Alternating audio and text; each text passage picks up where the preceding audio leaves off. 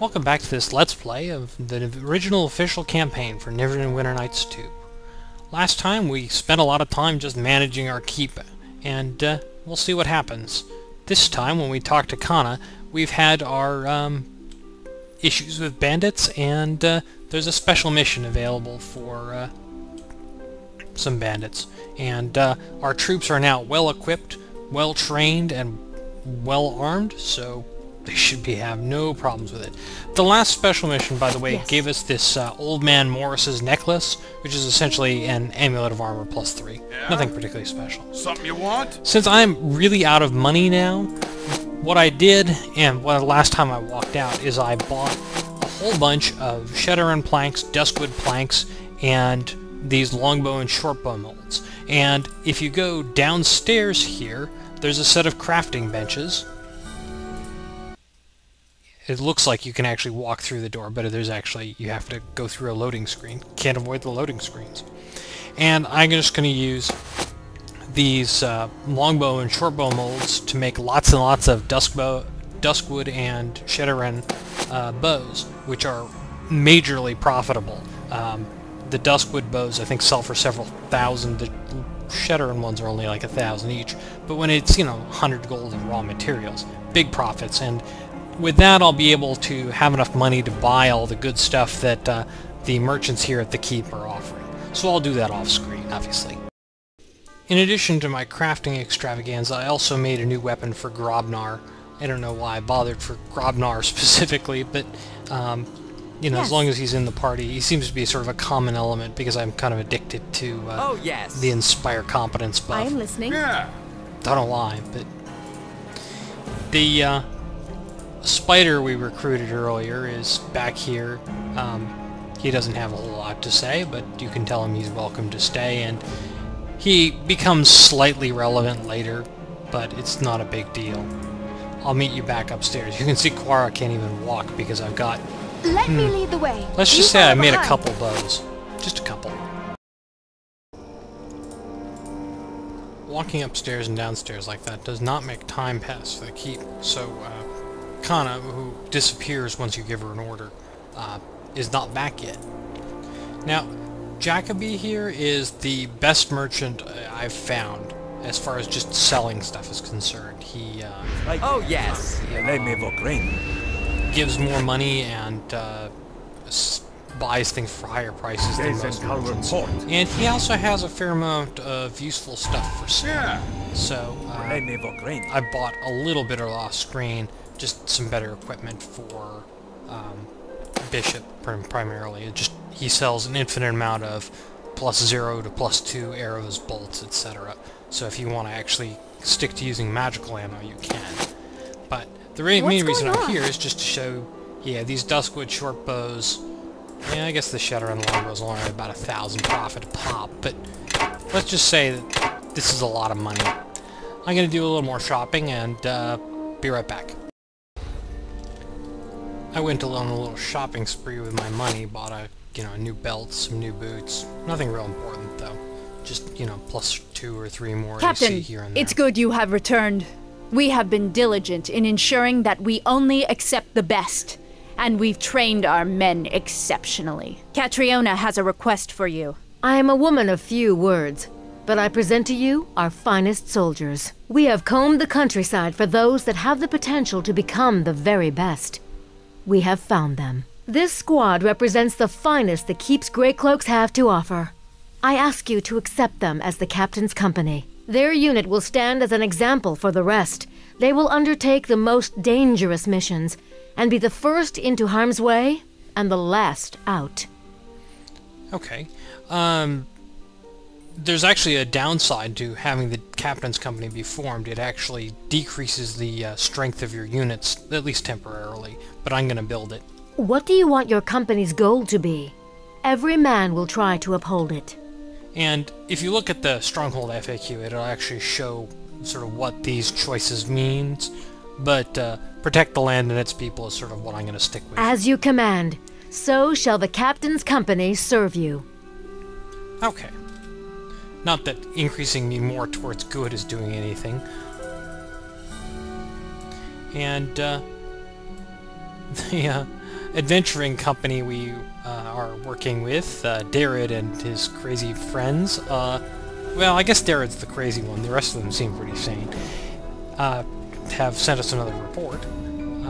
Now that everybody is, you know, essentially working at full capacity, our training is the best of the best, I'm going to send them out to patrol the roads. The next time we come in, Kana tells you the men are tasked to capacity, which means that you've hit one of sort of the story roadblocks. And I'm going to essentially set everybody about on recruiting. And we can look at a report of sort of how things are going. We don't have any recruits. We have 50 Grey Cloaks. We haven't recruited anybody yet. Our unit strength is still very low. Our last special mission is not done yet, but oh well. If you look at security, it's, you know, really bad. I mean, we've just been training the troops more or less, but that's about as good as we're going to do for now. We're going to have to actually go out and continue with the plot to get anything else done. I went around to do some shopping, and we ran into something on the road. And this encounter only happens if you have Quara in your party. This is the elemental they summoned earlier. And of course it's, you know, angry and evil, and for some reason it's already injured. I don't know exactly why. I'm gonna cast Feeblemind on it, just for, you know, to be insulting. Yes. I picked up a whole bunch of stuff just randomly, like these Bracers of the Blinding Strike, which cast haste, and this Rod of Thunder and Lightning, just so I could learn Chain Lightning. Probably the least efficient way to learn Chain Lightning, but let's cast Glass Doppelganger on our Doppelganger of Quara. Right. I guess it didn't work. Oh well.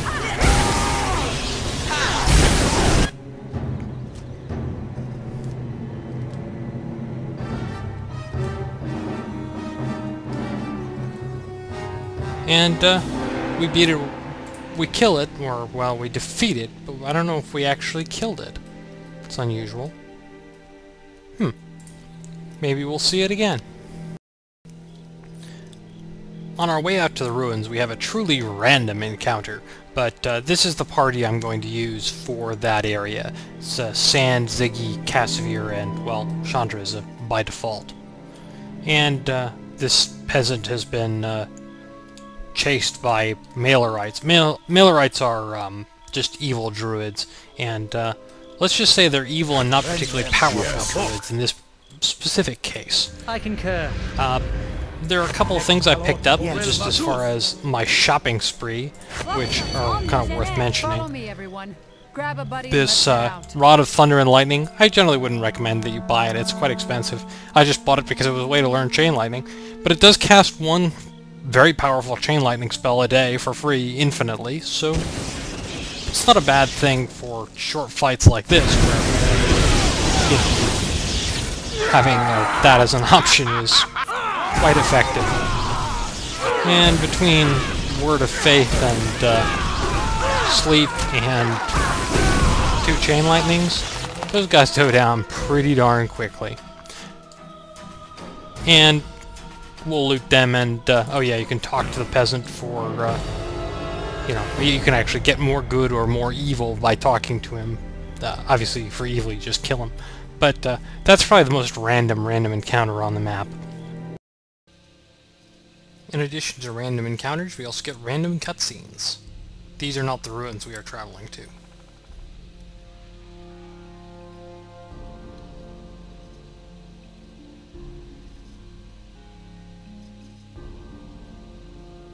So the town remains.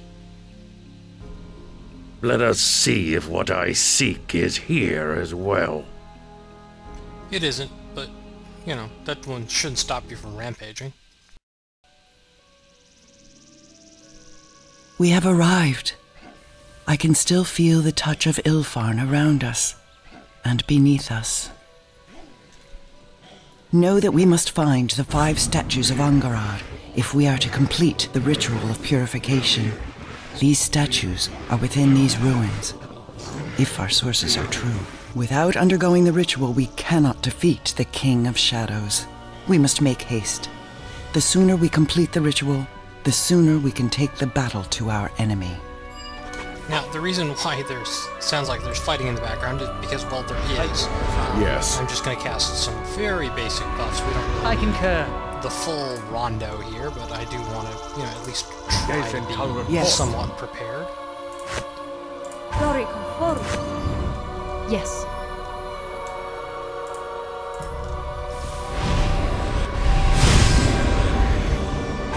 Come on, follow me. Keep up. I guess Chandra missed the bull's strength, but that's okay. She has an item that does it. And it looks like there are orcs and goblins fighting each other. I may as well throw another summon into it. This is the lesser version of Planar Binding. The Planar Bindings always have this long summoning animation. And, well, for a level 5 Celestial, it's not worth the long animation. I'll clean everything up once we're done, but there are a couple more fights going on. Oh hey! These guys have defensive buffs cast, which means I'm going to use Greater Spell Breach in this case, to remove them. No defensive spells. And since we're fighting a nice big group here, I'm going to switch back to casting mode. Throw out some big damage. Big damage, big area. I suppose I could say something about a Luskin-bred dog or a host tower thrall, but really it's not polite to say. And now there are still lots of them out here, but they're all asleep.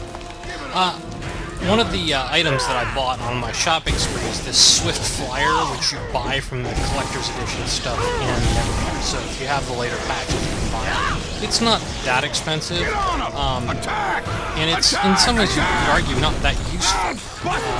Its main attribute is that it gives permanent haste.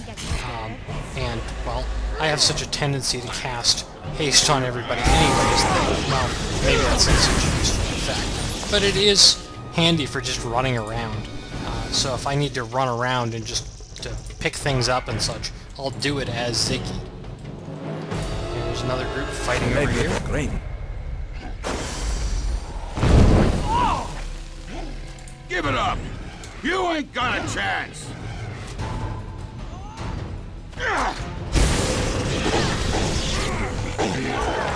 Now this Orc Berserker is probably one of the worst targets to use Bigby's Forceful hand on, but it may still work anyways.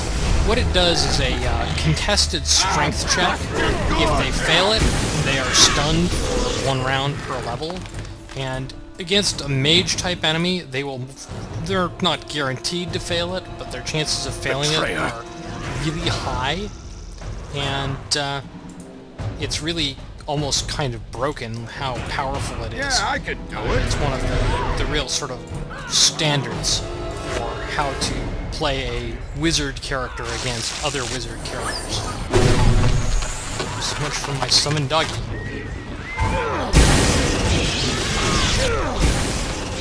I guess these orcs, well, I guess it's the goblins have some bards among the group. And you can see off in the distance there are actually some orcs and such that are not hostile. So we're going to have a little conversation with them, but I want to sort of deal with all the ones that are upright. This guy's actually dead, he's just upright because the spell animation held him that way. We gained our levels, we're out of time, and next time we'll sort of deal with the politics around the ruins of Arvon, but we'll also gain our levels and get started on level 7 spells.